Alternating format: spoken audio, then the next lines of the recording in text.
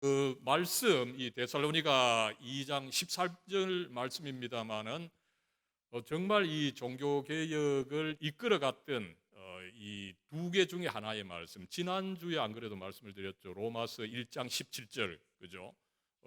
루터가 이 말씀을 통해서 구원을 받는 것은 오로지 믿음을 통해서다.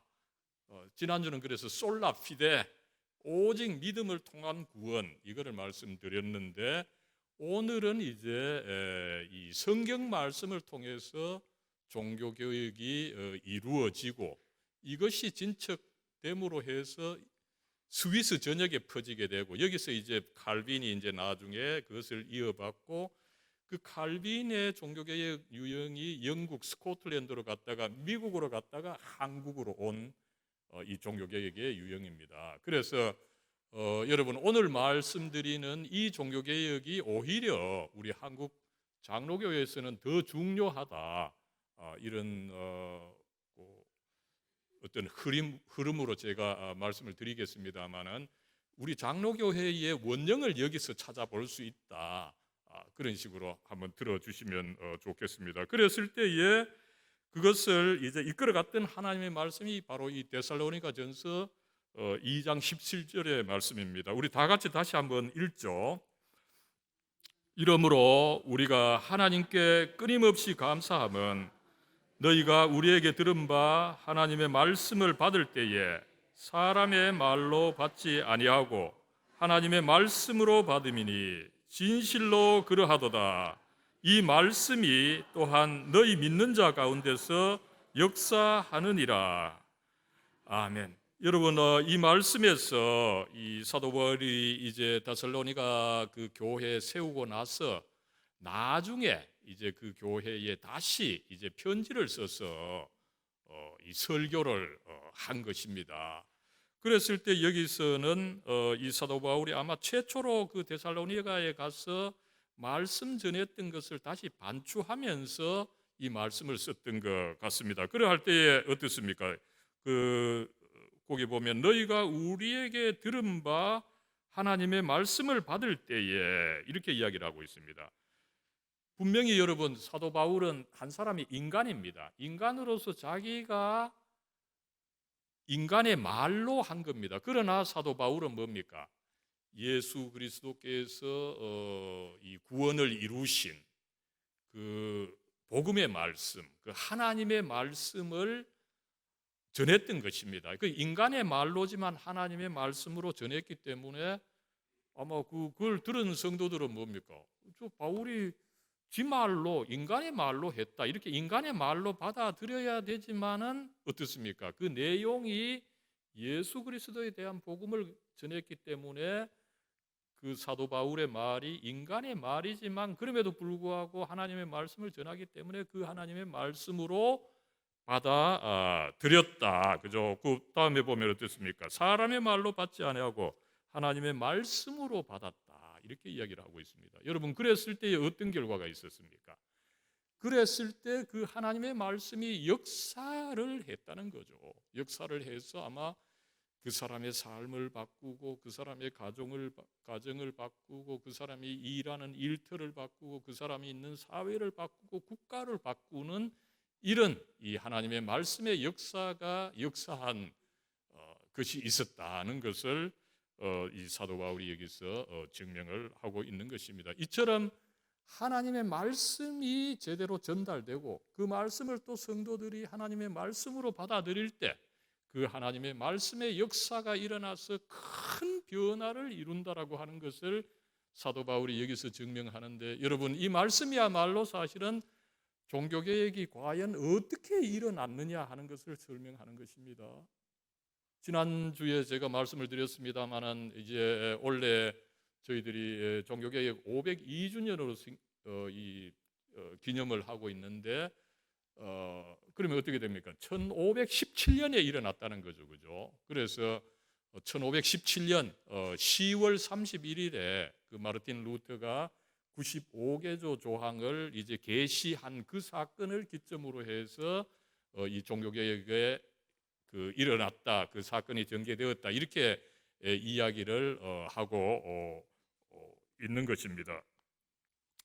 그랬을 때에 이제 우리로서 중요한 것은 이 종교개혁을 알 때에 그 올해를 이제 502주년으로 알고 있는 것처럼 이 종교개혁이 오로지 루터를 중심으로 전개된 것으로만 알고 있는 거죠. 그랬을 때 우리 장로 교인으로서는 조금 부족하다는 것입니다. 왜 그렇습니까? 이 장로교회의 종교개혁의 모체는 다른 데 있기 때문이라는 것입니다. 바로 오늘 이 말씀이 보여주는 것처럼 이 말씀이 역사했는데 어디서 역사했는가 하면은 루터의 독일이 아니라 스위스였던 것입니다. 그래서 여러분 이것을 이제 이끌어갔던 사람이 이제 이번에 주요하게 이야기를 하겠습니다만은 이 츠빙글리죠, 그죠? 그리고 이쪽 오른쪽에 있는 분은 츠빙글리의 후계자 이제 하인리히 불링어라고 합니다만 이 두 사람이 사실은 스위스의 취리히에서 종교개혁을 이끌어 나갔고 이게 이제 1519년입니다. 루터보다는 한 2년 정도 늦게 시작을 했던 거죠. 그런데 이제 여기서 시작한 스위스 종교개혁이 이제 1540년부터 약 한 20년 후에 칼빈이 이제 제네바에서 본받아서 거기서 제네바에서 꽃을 피우고 여기서 이제 네덜란드, 스코틀랜드 그리고 미국으로 갔다가 이제 한국으로 온 이런 역사가 있는 것입니다. 그랬을 때 여러분 이 데살로니가전서 2장 13절의 말씀을 잘 보여주고 있는 것이 이 제2 스위스 신앙 고백서라고 합니다. 아마 우리 장로님들, 권사님들 우리 이 장로 권사 되려면 헌법을 공부해야 되는데 헌법에는 신앙 고백서가 있는데 아마 신앙 고백서로는 아마 장로님들 웨스트민스터 신앙 고백, 웨스트민스터 소요리 대소요리 문답 아마 이건 들어보셨을 겁니다. 근데 이 웨스트민스터보다 더 먼저 작성이 되고 웨스트민스터 신앙 고백서는 사실은 영국과 미국에 주요하게 인정이 받는 거죠. 근데 유럽 대륙에서는 오히려 그것보다는 이 제2 스위스 신앙 고백서라고 하는 것이 더 큰 권위가 있는 것입니다. 그랬을 때 이 제2 스위스 신앙 고백서 1장에 보면은 하나님의 참된 말씀인 성경에 관해 성경을 먼저 가르치고 있는 거죠. 그리고 이제 계속 보면은 성경은 하나님의 말씀이다. 그죠? 여기에 이제 어떻습니까? 데살로니가전서 2장 13절이 인용이 되었죠, 그죠? 이 말씀이 중요하게 역사했다는 것을 그 당시 문헌인 이 제2 스위스 신앙 고백서가 그대로 증거하고 있는 것입니다. 제가 오늘 이 말씀은 제가 선택한 것이라기보다는 이 제2 스위스 신앙 고백서를 제가 공부하면서 여기서 따온 것입니다. 그래서 이 제2 스위스 신앙 고백서에서 이 성경이 하나님의 말씀이다. 그 다음에 놀란 것은 뭡니까? 그 두 번째 가르침이죠. 그 빨간 줄로 제가 강조를 했습니다만 어떻습니까? 이 성경이 하나님의 말씀일 뿐만 아니라 또한 어땠다고요? 이 성경을 제대로 풀이하는 설교죠. 하나님의 말씀에 대한 설교 역시 하나님의 말씀이다. 그죠? 설교가 여러분 사실은 요사이는 우리가 너무 이렇게 흔하게 듣다 보니까 이 설교의 가치를 잘 인정하는 것이 쉽지 않지만 이 설교도 역시 그 하나님의 말씀이다. 이 정신으로 일어났던 것이 바로 스위스 종교개혁이라고 하는 것을 그 당시 문헌인 이 제2 스위스 신앙 고백서가 잘 증거하고 있는 것을 우리가 살펴볼 수가 있습니다. 그렇다면 여러분 이 스위스 신앙 고백, 스위스에서 종교개혁은 과연 어떻게 일어나서 발전을 했느냐 한번 보도록 하겠습니다. 예, 그럴 때에 여러분 이 한국에서는 우리가 사실은 종교개혁 원래 502주년으로 기념하는 거죠, 그죠? 이거는 사실은 뭡니까? 루터 중심의 종교개혁입니다. 우리 장로교회는 사실은 올해입니다. 그래서 제가 이 학교에서나 학계에서 사실 장로교에서는 올해가 500주년이다 이렇게 이야기를 하고 있습니다. 츠빙글리가 이제 올 500년 전 이 1519년에 시작을 했던 것이거든요. 우리 장로교회의 종교개혁은 루터교회의 종교개혁과 조금 다른 것이다. 이것을 우리가 염두에 둬야 장로교인으로서 어떤 그 역사적 정체성을 제대로 살릴 수가 있는 것입니다. 그랬을 때 여러분 이 츠빙글리의 종교개혁, 뭐 츠빙글리의 종교개혁은 곧 이제 칼빈을 통해서 이제 장로교로 발전해 나가지만 이 스위스에서 종교개혁을 통칭해서 하는 말이 제가 적었죠. 개혁주의라고 하는 말을 쓰고 있습니다. 리폼드라는 거죠. 리폼드. 그죠? 루터는 루터의 종교개혁이다 이러는데 스위스에서 종교개혁은 이 리폼드다. 개혁주의다. 그죠? 목사님 아까 우리 개혁신학 이렇게 말씀을 하셨는데 그 원형을 여기서 볼 수가 있는 거죠. 그러면 여기서 염두에 둬야 되는 것은 여러분 개혁주의 그죠? 리폼드 하면 무슨 뜻입니까? 개혁되었다 이 말이죠. 그죠? 개혁되었다. 그렇다면 뭐 루터의 종교개혁은 개혁이 안 된 겁니까? 루터의 종교개혁도 개혁된 것이지만 이게 루터파의 리폼드를 쓰지 않고 오히려 스위스의 종교개혁을 리폼드라고 쓰는 이유는 뭘까요? 그러면 이 스위스 종교개혁을 리폼드라고 쓰는 여기서 우리가 알 수가 있는 것은 뭡니까? 루터주의보다 스위스 종교개혁이 더 개혁되었다 이 말이죠. 그죠? 여러분 맞습니다. 이 스위스의 개혁이 더 개혁이 되어서 여기서 이제 스위스에서 나온 종교개혁을 이제 개혁주의 종교개혁이다. 그리고 이제 뭡니까? 이 개혁주의 종교개혁은 나중에 이제 칼빈주의 그리고 장로교하고 같은 말이지만 조금 좁은 개념이죠. 칼빈주의 장로교는 좁은 개념이고 이런 모든 것을 감싸는 종개념이 개혁주의입니다. 그래서 우리 장로교 신학은 개혁주의 신학이다. 그죠?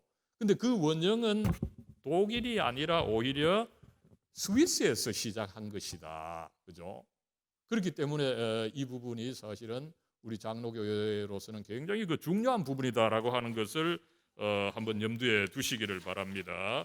그랬을 때 그러면은 종교개혁은 종교개혁이지 뭐 독일에서 다르고 스위스에서 왜 다르느냐. 그죠? 그렇게 할 때에 우리는 여기서 여러분 우리는 스위스를 조금 이해할 필요가 있습니다. 지금 이제 500년 전이죠. 500년 전에 이 스위스나 유럽 대륙의 그 지도를 잠깐 보면은 중앙에 이제 그 신성 로마 제국이 있죠, 그죠? 아까 목사님 설교 말씀에서도 이 신성 로마 제국 그 과거 로마 제국의 영화를 재현하되 이제 기독교적으로 재현한다는 그런 의미에서 신성 로마 제국인데 오늘날의 독일 그다음에 어떻습니까? 이게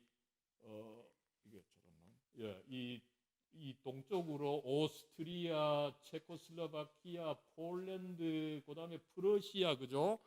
그리고 여러분 이 이태리의 북쪽, 그죠? 그다음에 밑에 시칠리까지 이 사실은 신성 로마 제국이 어마어마한 그 영토를 가진 나라였던 것입니다. 그리고 이제 왕가로 보면 합스부르크 왕가라고 하는 거 아마 여러분들 아시고 계실 겁니다. 그랬을 때에 이 스위스는 이 신성 로마 제국에 속해 있던 나라였습니다. 바로 뭐 요 이태리 왕국 요 조금 중앙이죠, 그죠? 그랬을 때 여러분 아마 스위스 가보신 분들 많겠지만 어떻습니까? 그죠? 스위스 앞에 뭐가 있습니까? 이 부도로 잘 우리가 살펴볼 수 있습니다만은. 앞에 뭐 엄청난 이 4,000m 이상의 이 알프스가 있는 거죠, 그죠? 알프스가 있고 그 알프스 산곡 이태리에서 보면 좀 뒤쪽에 그 계곡에 지금 이 스위스가 놓여져 있습니다.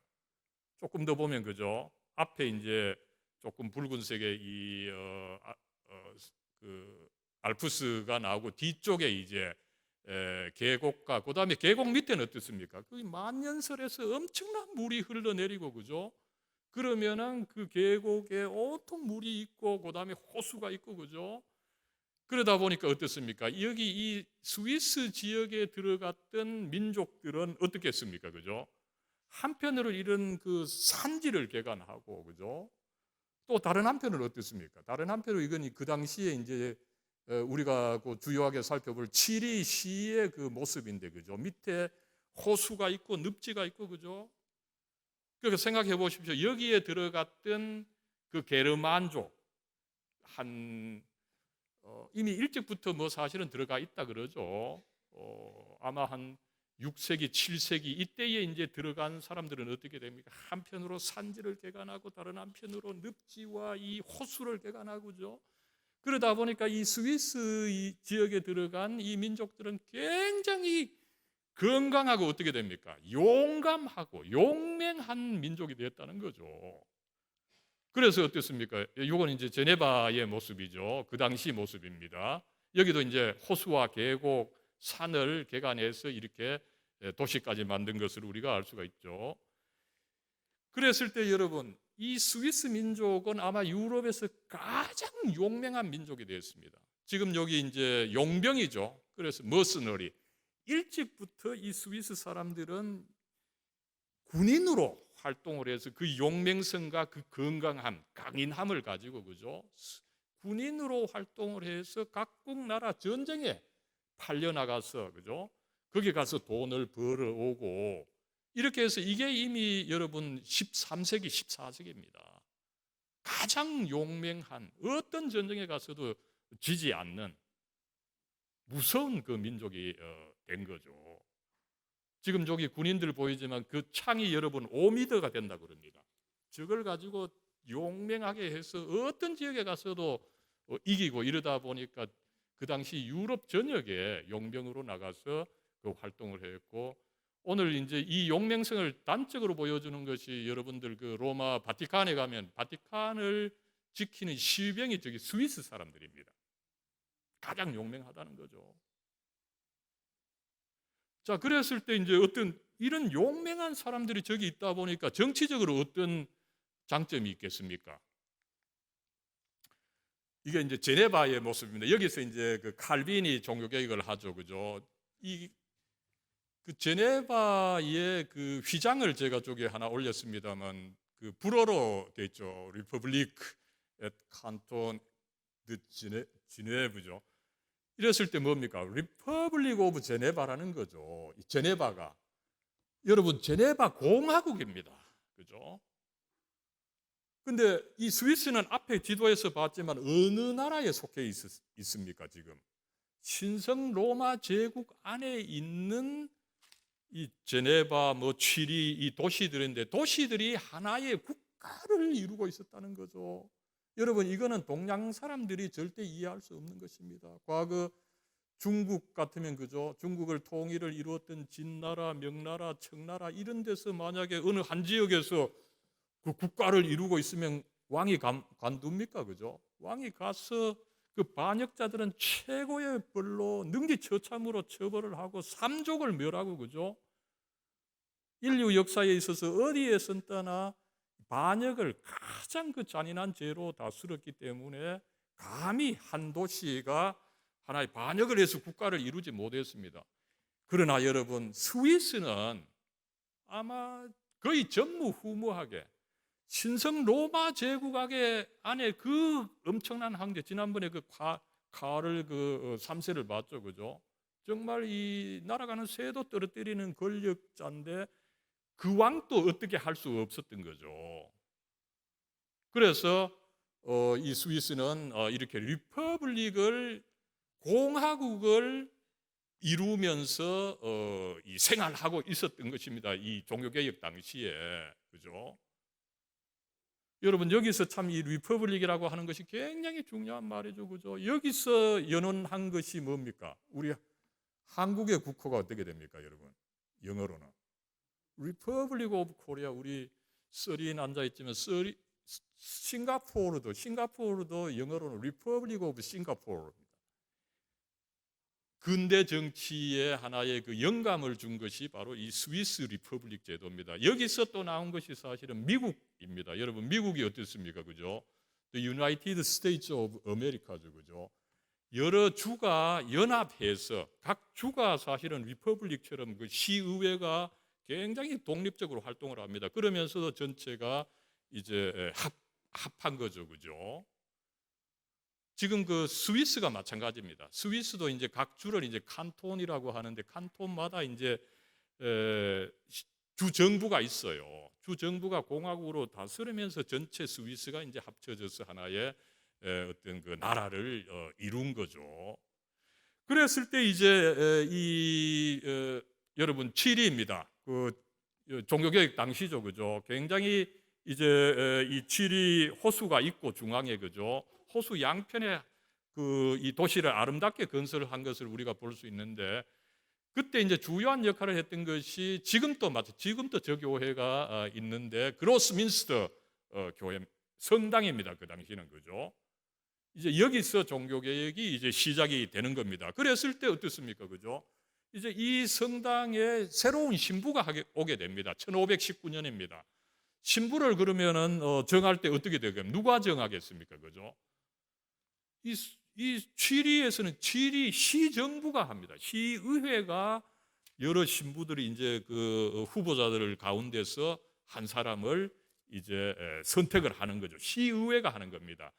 주교나 대주교가 하는 것이 아니죠. 그만큼 여기서는 이미 그 주정부가 국가가 큰 역할을 하고 있었다는 것을 알 수가 있습니다. 그랬을 때 여기에 이제 이 성당 안의 모습입니다. 거기에 이제 신부로 오게 되는 사람이 바로 1519년에 이 츠빙글리입니다. 그래서 이 츠빙글리가 이제 신부로 대표 신부, 국민 신부라 그래요. 국민 신부로 초빙이 되어서 이제 1519년 1월 1일부터 일을 하게 됐습니다. 그랬을 때 여러분 지금도 신부님들의 역할은 뭐 그때와 큰 상관이 없죠. 신부님들의 하는 일이 주로 뭡니까, 여러분? 그죠? 일단은 뭐 미사를 집전하는 거죠. 미사와 천주교에서 이야기하는 7가지 성례입니다. 그죠? 요거는 이제 뭐죠? 요게 이제 7가지 성례죠. 그죠? 먼저 태어나면 뭐 영세 받고 그다음에 고백 성사하고 그다음에 성찬, 저쪽 말로 성체라 그러죠. 성체 성사하고 그다음에 어떻게 됩니까? 뭐 견진 성사, 그죠? 이런 식으로 이제 이 7가지 성례를 집행하는 것이 신부의 그 주요한 일입니다. 그런데 이제 일과에 있어서는 뭡니까? 일과에 있어서는 신부들은 성경을 사용하지 않고 제가 적어놨으면 성무일과 혹은 영어를 렉셔널이라고 하는 것을 사용하는 거죠, 그죠? 이 성경은 사실은 구하기도 어렵고 또 양도 많고 그러다 보니까 가톨릭 교회에서는 신부들이 이렇게 자기 일을 이렇게 쉽게 할 수 있도록 이 성무일과 렉셔너리를 만들어 놨어요. 그래서 신부들은 이걸 가지고 가서 어떻게 됩니까? 먼저는 그 미사에서 제일 중요한 건 뭡니까? 이 성찬하는 거죠, 그죠? 성찬 시간이 어떻습니까? 그 뒤에 제단에 가서 그 마른 빵을 꺼내 와 가지고 이렇게 이제 이것은 내 몸이니 이것을 통해서 나를 기념하라 이러면 어떻게 됩니까? 그 빵이 예수님의 몸으로 변하는 거죠, 그죠? 그랬을 때 여러분 어떻습니까? 이 신부님이 이제 그 축사를 했어요. 그랬을 때 그 빵이 여러분 예수님의 몸으로 변합니다. 그러면 여러분들은 어떻게 해야 됩니까? 예수님이 여기 오신 겁니다. 그러니까 우리는 무릎을 꿇어야 되는 거죠. 예수님을 존중하기 위해서, 그죠? 그래서 무릎을 꿇고 있으면 신부가 이제 성찬을 넣어주는 거죠, 그죠? 그러면 이제 그 성찬을 받는 것이 이제 미사의 성찬 예배의 이제 주요한 이제 그 활동입니다. 그럴 때 여러분 신부님이 설교를 안 해도 되는 거죠. 그러나 요새는 여러분들 그 성당에 가시면 신부님들이 강론을 하시는데 사실 그 강론은 뭐 굳이 필요한 것이 아닙니다. 중요한 부분이 아닙니다. 강론을 안 해도 이 성찬만 집행하는 것으로 성찬만 받는 것으로 예배가 다 되는 것입니다. 그러니까 신부님들은 뭐 굳이 이 성경을 볼 필요도 없고 또 뭐 어떻게 보면 어떻습니까? 이 신부님들은 또 마음대로 해석도 못하죠, 그죠? 그러다 보니까 성당에서는 성경의 사용이 굉장히 미미한 것을 알 수가 있습니다. 이런 상황에서 츄빙글리는, 이 사람이 아까 안 그래도 목사님께서 말씀을 하셨는데 마침 르네상스 인문주의 교육을 받았습니다. 성경을 공부하게 된 거죠. 그런데 이제 르네상스 인문주의의 정신은 뭡니까, 여러분? 오늘날 이것을 이제 경희대학교에서 이 후마니타스 교육이라 그래서 굉장히 이제 강조를 하는데, 이 인문주의에서 강조하는 것 중에 하나가 뭔가 하면 아드 폰테스, 원전으로 되돌아가라는 것입니다. 성경을 읽을 때 원전으로 되돌아가라는 거죠. 그렇다면 이 성경의 원전, 신약 성경은 뭐로 쓰여져 있습니까? 헬라어로 쓰여져 있으니까 헬라어로 봐야 되는 것입니다. 그런데 그 당시는 모두가 라틴어를 보고 있었습니다. 그런 상황에서 마침 츄빙글리가 인문주의 교육을 받아서 성경을 연구하되 헬라어 원전을 공부하게 됐던 거죠. 그런데 여러분 어떻습니까? 이 헬라어 원전을 보니까 뭔가 다른 것이 많아요. 그 교회의 관행과 다른 것이 굉장히 많았던 거죠. 그래서 이 츄빙글리는 성경에 너무 감명을 받은 나머지 그 일을 시작할 때 저 렉셔너리를 읽어가면서 그저 성찬만 집행하는 것으로 하지 않고 큰 기대 없이 성경을 들고 가가지고 설교를 시작을 했던 것입니다. 그런데 여러분 이것이 참 놀라운 일이었던 것입니다. 여러분 어떻습니까? 그죠? 이 성경인데 중세 천년 동안 여러분 성경은 그 양피지에 필사했다, 그죠? 양의 그 가죽, 무스탕 가죽이죠. 그거를 얇게 펴서 이 다림질을 하면 그게 종이처럼 되는가 봅니다. 그랬을 때 거기에 일일이 이제 이 성경을 써서 필사한 거죠, 그죠? 이러다 보니까 그때는 이 양피지도 비쌌고 필사하는 것도 비쌌고 이러다 보니까 성경이 정말 극히 없었던 겁니다. 대구 같은 이런 대도시에도 아마 대주교가 있는 주성당이 한 건 있고, 그죠? 성당이 한 건 있어도 어떻게 됩니까? 그게 너무 귀하다 보니까 성당에 있으면 그것을 보지 못하고 어떻게 됩니까? 보관소에 보관을 해놨던 거죠. 그러니까 일반 사람들은 이 성경을 볼래야 볼 수도 없었던 것입니다. 근데 여기에 이제 혁명이 일어났던 것이 뭡니까? 아침에 그 목사님 구텐베르크 인쇄를 이야기를 했는데, 구텐베르크 인쇄가 이 할판 인쇄가 마치 50년 전입니다. 50년 전에 이제 조금 발전해 가지고 이제 저기 보이는 사람이 에라스무스인데, 그죠? 아주 유명한 인문학자 에라스무스였죠, 그죠? 그가 이제 인류 역사상 최초로 인쇄본 성경이 바로 저 성경입니다, 여러분. 근데 이것이 여러분 1516년입니다. 이 1516년에 나온 이 성경을 마침 츄빙글리가 샀던 것입니다. 근데 어떻습니까? 그때 이게 아마 한 몇백 부 찍어냈고, 그죠? 값도 비싸고 또 성경이 너무 귀하다 보니까 츄빙글리는 이 성경이 너무 귀한 나머지 이거를 들고 다니지도 않고 어떻게 됩니까? 이걸 자기가 오히려 필사를 해가지고 필사본을 가지고 다니면서 자기는 공부하고, 그러나 그랬지만 마침 이때 이제 구했던 성경을 가지고 그 취리 성당에 가서, 저 바로 성경입니다. 이 성경을 가지고 이제 성경을 여러분 펴고서 성경을 읽고서 이 성경을 이제 마태복음 1장 1절부터 강해하기 시작한 것이 1519년 1월 1일부터입니다. 그런데 여러분 이걸 생각해야 됩니다. 이 사건, 츄빙글리가 성경을 가지고 가가지고 성경을 펴고 성경을 직접 읽고 설교를 했다. 여러분 이것이 1000년 만에 처음 있는 일입니다. 중세 1000년에는 아무도 성경이 어떻게 생겼는지도 모르고, 있어도 아까도 말씀드렸지만 그토록 희귀했기 때문에 교회에 그저 보관만 했지 그걸 누구 들고 가가지고 읽어서 그 설교한 것이 거의 없었다는 거죠. 그런데 이제 1000년 만에 처음으로 성도들이 이 그로스민스터 이 성당입니다. 여기에 그때는 의자가 없었습니다. 전부 다 서서 이제 듣는데 어땠습니까? 츄빙글리가 이 성경을 펴서 이 성경 말씀을 읽고서 그걸 설교할 때 성도들은 어떻습니까? 하나님의 말씀을 처음 봅니다. 그죠? 여기서 처음 열어가지고 이 하나님의 말씀을 전할 때 성도들은 어떻게 했겠습니까? 모두가 그 츠빙글리의 설교의 말씀을 하나님의 말씀으로 들었다는 거죠. 데살로니가 2장 17절에 13절에 그 말씀, 우리가 최초로 읽었던 그 말씀이 실제로 일어났던 것입니다. 그래서 교회에서 보면은 그때 그 성도들이 설교를 듣고 그 감흥을, 그 감상을 적어 놓은 것이 있는데 그걸 읽어보면 어떻습니까? 내가 그 설교를 들을 때 마침 내 머리채가 하늘로 딸려 올라가 가지고 내가 하늘에 붕붕 떠 있는 느낌을 느꼈다. 그죠?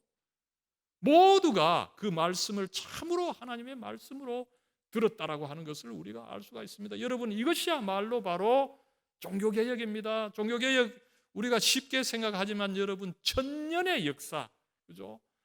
어떻습니까? 우리가 10년 내 몸에 굳어진 습관, 그죠? 이거 고치기 어렵습니다.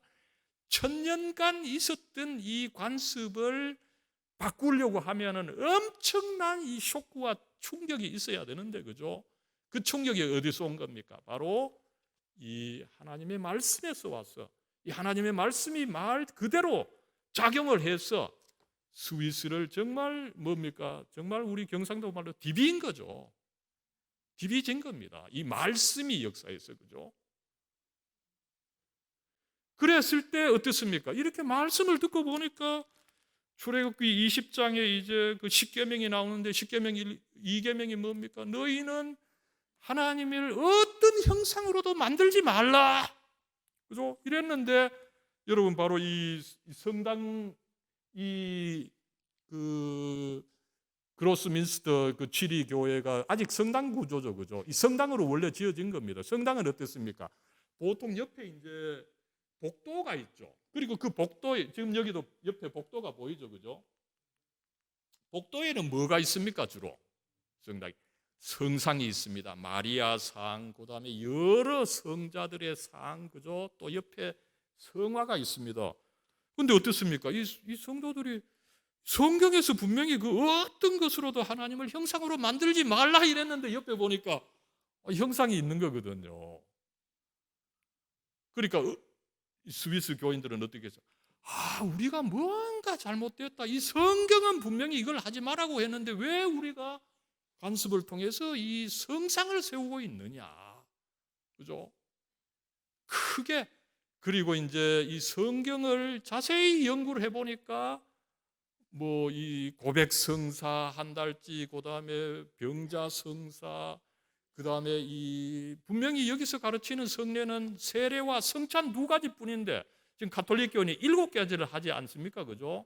이 5가지는 성경이 없는 것인데 그걸 왜 우리가 하고 있는 것이냐? 그죠? 이런 것을 이제 깨닫게 된 것입니다. 우리가 뭔가 잘못됐다. 우리가 하고 있는 것이 뭔가 잘못됐다. 이것을 여러분 깨닫게 됐던 것입니다.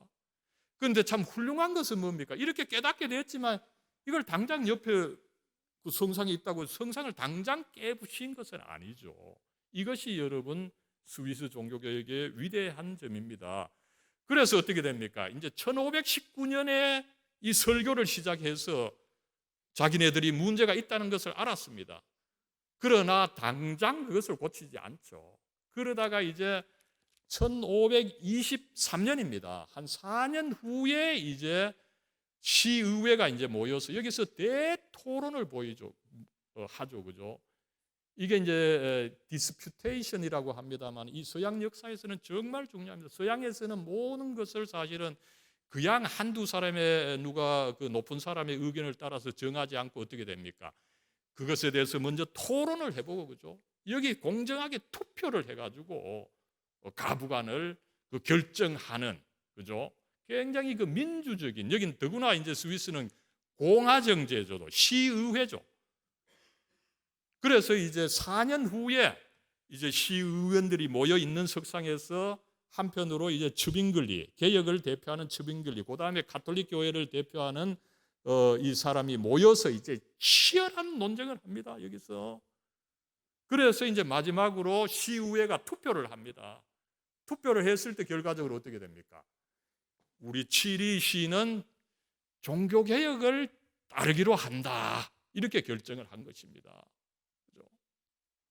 놀라운 것입니다. 여러분, 종교개혁이라고 하는 것이 그저 한두 사람이 뭐 이렇게 저렇게 해서 한 것이 아닙니다. 굉장히 그 오랜 기간 반성을 하고, 그 다음에 이 토론을 하고, 또 이런 중요한 기간이 결단을 함으로써 이것을 취하게 된 그런 역사가 있다는 것을 우리가 확인할 수가 있는 거죠.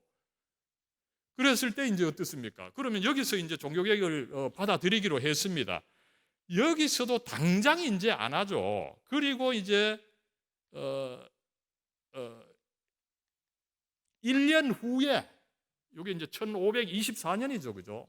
그때 그림입니다. 1524년에 비로소 이제 옆에 있던 성상들, 그죠? 이런 걸 다 꺼내 와가지고 이제 거의 한 1519년에 시작을 했지만 한 5년간의 시간을 두고서 다 검토하고 나서 비로소 이제 성상을 파괴를 하기 시작했던 것입니다. 이제 우리가 완전히 이제 종교개혁으로 이제 나아간다, 그죠? 이게 이제 여러분 사실은 참 교회에 일할 때 어렵습니다. 왜 그렇습니까? 개혁을 하려고 하면 막 빨리 바꾸자, 그죠? 우리 또 한국 사람 빨리빨리 하는 거 좋아하지 않습니까, 그죠? 그래서 조금만 늦으면은 막 또 가격하게 나오는 사람이 또 이길 수가 있습니다. 여기서도 그랬죠. 여러분, 이 추빙글리가 이렇게 나가다 보니까 속도가 너무 늦고 강도가 약했어요. 그러다 보니까 아마 여러분들 아실 겁니다. 여기서 나온 것이 이제 제세례파입니다. 제세례파, 애나베프티스트라 그래가지고 여기서 급진적인 종교, 도대체 이 추빙글리의 개혁을 너무 늦고 너무 약하다고 생각해서 받아들이지 못한 거죠. 그래서 더 과격한 종교개혁이 이미 여기서 이미 나왔던 그런 역사가 있습니다. 그러나 우리로서는 굉장히 이 개혁을 한다는 것이 쉽지 않기 때문에 시간이 걸리고, 교회 일도 마찬가지입니다. 조금 더 시간적 여유를 두고서 조금 더 신중하게 나아가야 된다라고 하는 것을 우리가 여기서 배울 수가 있는 것입니다. 아무쪼록 이제 스위스 종교개혁에서 중요한 것은 뭡니까? 시의회가 토론하고 연구하고 투표해서 결단하고 이렇게 하지만 어떻게 됩니까? 이 성경에 따라서 이제 성상을 없애고 성찬을 실시하고 개혁 프로그램을 쫙 만들어 가지고 이제 시의회 중심으로 쫙 밀고 나가는 거죠. 그러다 보니까 어떻습니까? 여러분, 근데 독일에서는 어땠습니까? 독일에서는 루터가 그래 시작했지만은 어떻게 됩니까? 루터가 우선 당분간 감금이 되죠. 한 3년간 그 바르트브루크라고 하는 성에 감금되다 보니까, 그리고 또 독일에서는 누가 개혁의 주체가 없어요. 루터가 시작했지만은 이게 독일 지역에서는 또 선제우가 있지만 선제우는 지금 뭐 개신교인도 아닙니다. 독일에서는 사실은 종교개혁이 사실은 굉장히 지지부진한 측면이 있었습니다. 여기에 비해서 스위스는 어떻습니까? 시의회가, 그죠? 종교개혁을 받아들이기로 결단을 하고 그 다음에 프로그램을 짜서 그것을 강력하게 밀고 나가다 보니까 여러분, 결론적으로 어디가 더 확실히 개혁이 됐겠습니까? 스위스에서 개혁이 된 겁니다. 그래서 스위스 종교개혁이 리폼드, 그죠? 리폼드, 그죠? 그러니까 어떻습니까? 스위스 종교개혁이 사실은 독일보다 더 개혁되었다, 더 리폼드다, 이 말입니다, 그죠? 근데 이제 이것이 이제 나중에 여러분 제네바로 20년 후에 이제 1541년부터 칼빈이 본격적으로 제네바에서 시작을 해서 이제 종교개혁을 하는데, 여기서도 어떻게 됩니까? 시의회가 하는 거죠. 그럴 때 시의회가 할 때에 어떻습니까? 여기서 이제 장로를 선발하게 됩니다. 그러면 장로님들이 시의회 의원들하고 같이 이제 개혁을 하는 거죠. 같이 개혁을 하고 그다음에 신도들의 생활을 돌보고, 그죠? 또 신도들을 감찰을 했어야 됩니다. 여기서 이제 나온 말이 시찰이라고 하는 말입니다. 시찰, 비지테이션은 사실은 감찰한다는 겁니다. 신도들의 종교 생활을 감찰하는. 모든 신도들은 매주 예배를 참석해야 됩니다. 만약에 참석 안 하면 어떻게 됩니까? 장로가 감시를 하는 거죠. 그래서 여러분 이 종교개혁이 나름대로 이제 시의회와 함께, 시의회는 또 장로들을 선발을 해서 장로들과 함께 하다 보니까 굉장히 이 철두철미한 형식으로 종교개혁이 전개가 되고, 특별히 이제 제네바가 잘 발전한 거죠. 그래서 존 낙스라고 하는 사람이 제네바야말로 예루살렘 다음으로 가장 거룩하고 참 잘 되는 도시다, 그죠? 그러니까 어떻습니까? 이 제네바에 온통 유럽의 피난민들이 다 온 겁니다. 그래서 제네바가 크게 발전했고, 그죠? 그리고 이 제네바가 잘 되다 보니까 이 제네바 유행을 본받으려고 하는 것이 먼저 네덜란드, 그죠? 화란이죠. 그래서 화란이 장로교가 그래서 발전한 겁니다. 그 다음에 이제 스코틀랜드, 그리고 여기서 퓨리턴 그 청교도들을 통해서 이제 미국으로 갔던 역사가 있는 거죠. 예. 여기서 이제 여러분 어떻습니까? 이 말씀 중심입니다. 말씀 중심, 말씀에 따라서 이게 이 사람들의 마음이 변화가 되고, 또 그리고 이 말씀에 따라서 이제 개혁을 하면 된다는 신념을 가지고 시의회가 강력하게 개혁을 이끌어 나갔던 거죠. 이 말씀, 이 중심이 된 솔라 스크립투라, 오직 성경만으로 하는 원리가 여러분 사실은 스위스에서 더 확정이 된 겁니다. 이것을 이제 잘 보여주는 것이 이 칼빈주의, 나중에 이제 조금 더 발전되어서 칼빈주의 이제 이 종교개혁을 받아들였던 그 프랑스의 리옹이죠. 리옹에 있는 이 개혁교회 초기 모습이죠, 그죠? 여러분 중앙에 이 설교단이 이렇게 된 거죠, 그죠? 성당은 어떻게 됩니까? 여기에 재단실이 있고, 그죠? 설교단이 아닙니다, 그죠? 그리고 이제 이것이 청교도로 발전이 되는데 어떻습니까, 그죠? 이 청교도는 무엇보다도 성경이죠, 그죠? 이쪽 그림에 그 오른쪽 그림에 저기서는 일터에서, 그죠? 성경도 공부하고 감사하고 그런 가족들과, 그죠? 그 일꾼들이 함께 이렇게 하는 모습이 있습니다만, 그 다음에 왼쪽 그림은 이 설교 중심이죠, 그죠? 이제 이 하나님의 말씀 중심의 종교 개혁이 이런 식으로 스위스에서 시작을 해서 네덜란드, 스코틀랜드, 미국을 거치면서 이렇게 확립되었고, 이것이 여러분 한국에 온 종교 개혁의 유형이라고 하는 것을 우리가 알 수가 있는 것입니다. 그랬을 때 이 스위스 종교 개혁이야말로 오히려 우리 한국 장로교회의 모범이다. 이 스위스 종교개혁이야말로 이 성경을 중시하는 이 개혁 신학의 그 원형이다. 이것을 하나 이렇게 생각을 하면서 이 종교개혁을 더 감사하고 또 이 말씀과 더불어서 승리하는 여러분과 대봉교회가 되기를 기원합니다.